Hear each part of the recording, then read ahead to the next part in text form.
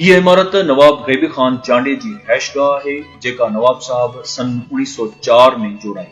इन इमारत खे गैबी खान चांडे जे बंगले तौर सुञातो वञे थो।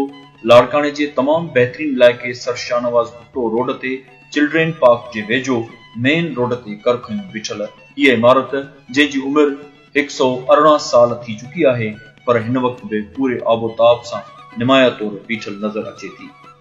अच्छे रंग काठीअ जे दरियुनि दरवाज़नि ऐं ख़ूबसूरत गैलरियुनि ते मुश्तमिल हीअ इमारत पुराणे दौर जे महल जियां ॾिख ॾींदड़ आहे। इमारत जे गुंबस नुमा दर ऐं दरियुनि जे विच ते गुलकारी पिणु थियल आहे। हीउ ख़ूबसूरत तारीख़ी बंगलो अॼु बि ईंदड़ वेंदड़ माण्हुनि जो ध्यानु पाण ॾांहुं छिकराए थो। कुझु वक़्तु अॻु हिन इमारत जूं आॾो वारियूं गैलरियूं रही पयूं आहिनि। समूरे इलाइक़े खे नवाब गैबी खान चांडे जे पाड़े तौर सुञातो वेंदो हो। अॼु बि लाड़काने जा झूना माण्हू हिन महले खे नवाब गैबी खान चांडे महले तौर सुञाणनि था।